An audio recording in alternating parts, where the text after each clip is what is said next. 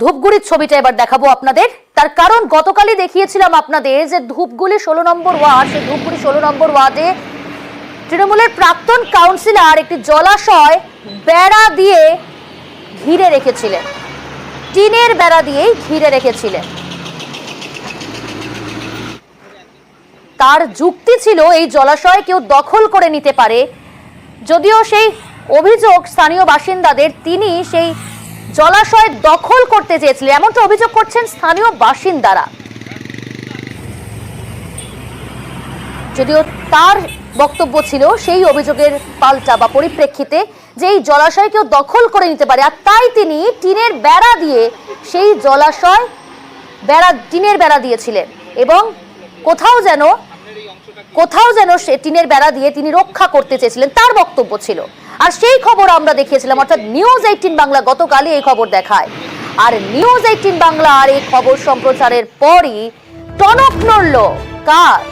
প্রাক্তন তৃণমূল কাউন্সিলর, অর্থাৎ যার বিরুদ্ধে অভিযোগ, যিনি টিনের বেড়া দিয়েছিলেন ওই জলাশয়, তড়ি ঘড়ি ওই দখল মুক্ত করলেন জলাশয়, অর্থাৎ টিনের বেড়া তিনি খুলে দিলেন, জলাভূমি দখল মুক্ত করলেন অভিযুক্ত নিজেই।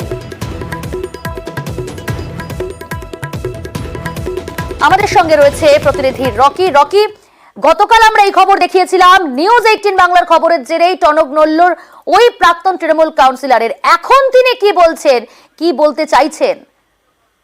দেখো, নিউজ 18 বাংলার খবর সম্প্রচার হতেই কিন্তু টনক নড়ল প্রাক্তন তৃণমূল কাউন্সিলরের, এবং রীতিমতো কিন্তু যে সরকারি জলাভূমি টিনের বেড়া দিয়ে কংক্রিটের পিলার দিয়ে দখল করার অভিযোগ উঠেছিল, সেই দখল কিন্তু অনেকটাই মুক্ত হয়েছে বলা চলে। কারণ সেখানে যে টিনের বেড়া দেওয়া হয়েছিল তা খুলে ফেলা হয়েছে, এবং সেই এলাকায় স্থানীয় বাসিন্দারা যেটা জানিয়েছে যে সেখান থেকে যে কংক্রিটের পিলারগুলি ছিল সেগুলো কিন্তু খোলা হয়নি। তা আশঙ্কা করা হচ্ছে পুনরায় কিন্তু সেই জলাভূমি দখল করার চেষ্টা করবে। যদিও আমরা যখন তার সঙ্গে যোগাযোগ করার চেষ্টা করি, তার সঙ্গে কিন্তু যোগাযোগ করে সম্পন্ন হয়নি, কারণ তিনি নেটওয়ার্কের বাইরে রয়েছেন বলে জানা গিয়েছে। এর ফলে কিন্তু তার কোনো প্রতিক্রিয়া পাওয়া যায়নি। কিন্তু দেখা যাচ্ছে যে সেই যে জলাভূমি তার পেছনে কিন্তু তার জমি রয়েছে, এবং সেই জলাভূমি কিন্তু পুনরায় ভরাট করার পরিকল্পনা করতে পারে। এই কারণেই কিন্তু সেখানে যে পিলারগুলি ছিল সেই পিলারগুলিকে সরানো হয়নি বলে স্থানীয় বাসিন্দারা অভিযোগ করেছে। এর পাশাপাশি প্রশাসনিক তৎপরতা নিয়ে কিন্তু প্রশ্ন তুলেছে এলাকার মানুষ। কারণ নিউজ 18 বাংলার খবর সম্প্রচার হচ্ছে, যেখানে তৃণমূল প্রাক্তন যে কাউন্সিলর রয়েছে তিনি পদক্ষেপ নিল, কিন্তু প্রশাসনের তরফ থেকে এখন পর্যন্ত কোনো রকম পদক্ষেপ নেওয়া হয়নি। যদিও বিরোধীরা অভিযোগ করেছে শাসক দলের নেতা বলেই প্রশাসনিক ভাবে কোনো রকম ব্যবস্থা নেওয়া হচ্ছে না এ বিষয়ে। আর এখন দেখার বিষয় এই খবর সম্প্রচার হওয়ার পর প্রশাসন কতটা তৎপর হয়। ধন্যবাদ। আগে টিনের বেড়া ছিল, আজকে তার পরিপাশে এটা খুলে দেওয়া হয়েছিল। জলাভূমি একটা সরকারি জায়গা, আমাদেরকে বললো ফোন করে দিতে খুলে দে, টিন দিয়ে তার মধ্যে ডোবা আছে, আমাকে বলছে খুলতে, আমরা খুলে দিছি। এবার দেখাবো আপনাদের মহিষাদল রাজবাড়ি। সেই ছবিটা আগে আপনারা দেখুন। ঐতিহ্যের সেই বাড়ি মহিষাদল রাজবাড়ি, কিন্তু এই রাজবাড়ির পাশে এগুলো কি? মহিষাদল রাজবাড়ি, সেই রাজবাড়ির পাশে এরা কারা? যারা মাটি খুঁড়ছে, কি কারণে মাটি খুঁড়ছে? মহিষাদলের রাজবাড়ির দেবোত্তর জমি বেদখল, রাজবাড়ির হেরিটেজ সম্পত্তি দখলের অভিযোগ। আমাদের সঙ্গে রয়েছে আমাদের প্রতিনিধি সুজিত। সুজিতের কাছে একটু বোঝার চেষ্টা করব।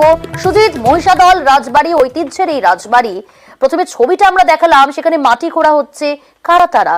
এই দেবোত্তর জমি বেদখল করছে, কাদের বিরুদ্ধে এই অভিযোগ?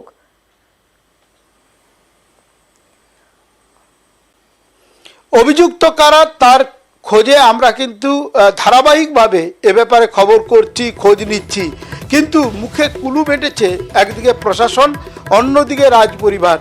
সবাই কিন্তু দায় বলা যায় এড়াচ্ছে।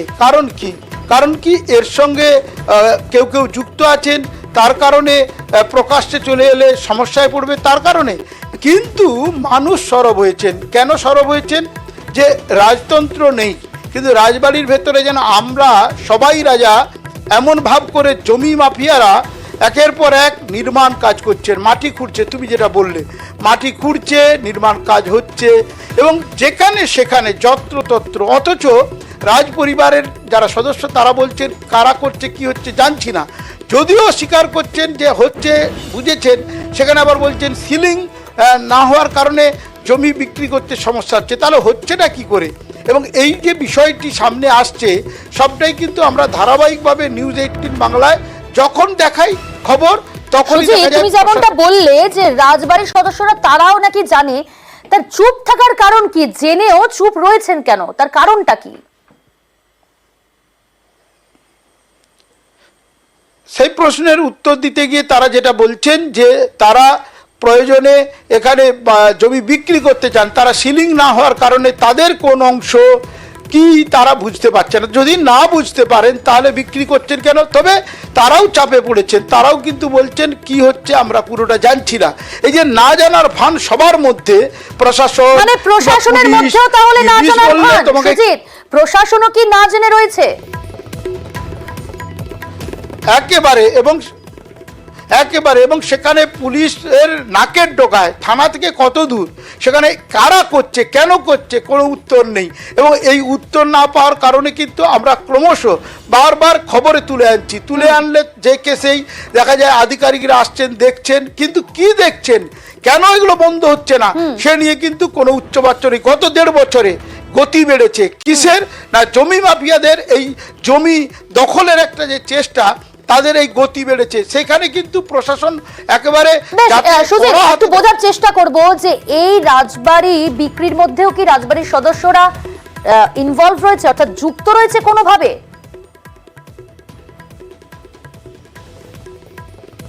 তারা যুক্ত আছেন এমনটাই বলছেন এলাকার মানুষ। তারা কিন্তু নিজেরা কিছু বলছেন না, ঝেড়ে কাশছেন না। তারা বলছে কারা কি করছে আমরাও খোঁজ নিয়ে দেখছি। কিন্তু খোঁজ নেওয়ার দরকারটা কি? আমরা যদি মানুষ অভিযোগ করলে ছবি তুলে দেখাতে পারি, আমরা যদি একের পর এক মাসের পর মাস খবর দেখাতে পারি, তাহলে খবর নেওয়াটা কতদিনে শেষ হবে? সেটা পুলিশও কিছু বলছে না, রাত বাড়লে রাতেও নির্মাণ কাজ চলছে, সকালের পিছনেও অনেকগুলো কারণ লুকিয়ে রয়েছে, তা একেবারেই স্পষ্ট। অনেক ধন্যবাদ সুজিত। 95 একর জায়গার মধ্যে কিছু জায়গা ওয়েস্ট হয়েছে, কিছু জায়গা আমাদের আছে। তো সেই জায়গাগুলো কোনটা কে দখল করছে, কোনটা রাজবাড়ির জায়গা, কোনটা জবরদখল হচ্ছে, সেই জায়গার তথ্য তো আমাদের কাছে সেই বই নেই। সেটা প্রশাসনকে দেখা উচিত। তাহলে ওগুলো যারা ঘিরছে ওদের বিরুদ্ধে সেটা প্রশাসনকে আটকানো উচিত, সেটা কথা বলা উচিত আমাদের সঙ্গে এসে। ঠিকঠাক করে বিক্রি হোক, মানুষ আসুক। রাজবাড়িতে থাকা অনেকে ইচ্ছে থাকে, থাকতেই পারে মানুষের ইচ্ছে। তবে সোচ্চার হয়েছেন স্থানীয় বাসিন্দারা। আইনানুগভাবে ওরা করতে পারে না। আমি জিজ্ঞাসা করেছিলাম আমাদের মাননীয় প্রধান মহাশয়কে, বলে না আমাদের কোনো পারমিশন দিইনি, উইদাউট পারমিশনে কাজ হচ্ছে, যে যা পাচ্ছে করছে, আইনের পথে ঝাঁটবে, যে কোনো সময় ভেঙে দেওয়া হতে পারে। আর স্বাভাবিকভাবে এই ঘটনাকে কেন্দ্র করে শুরু হয়েছে রাজনৈতিক চর্চা। একটা ঐতিহাসিক জায়গা এবং একটা রাজবাড়ি কয়েকদিনের মধ্যেই বিভিন্ন জায়গা হস্তান্তর হয়ে সেখানে পাকা বাড়ি উঠছে। এবং আমরা খোঁজে দেখলাম যে হস্তান্তর দেবত্ব সম্পত্তি হস্তান্তর হচ্ছে একটা অন্য জায়গায় জমির বিনিময় দিয়ে, এবং সেখানেও কিছু আর্থিক লেনদেন হচ্ছে, এবং সেই আর্থিক লেনদেন একটা প্রভাবশালীর মাধ্যমে যাচ্ছে। মহিষাদলের ব্লক প্রশাসন, থানা প্রশাসন, ভূমি দপ্তর এবং রেজিস্ট্রি দপ্তর কীভাবে জমি হস্তান্তর করছে এরা নিশ্চুপ আছে। এখানে এমন একজন প্রভাবশালী আছেন যার ভয়ে কিন্তু এরা নিশ্চুপ আছেন মনে করি। তথ্য যেখানে সেখানে বড় বড় বিল্ডিং, যেখানে সেখানে প্রাচীর দিয়ে ঘেরা, বুঝতে পারছি না এগুলো কার নির্দেশে কীভাবে হচ্ছে। তার রাজবাড়ির দিক থেকে হচ্ছে না সরকার দিক থেকে জায়গাতে হচ্ছে, কাদের মাধ্যমে হচ্ছে, কারাই অনুমতি দিচ্ছেন, এটা অবশ্যই হওয়া বাঞ্ছনীয় নয় বলে মনে হয়।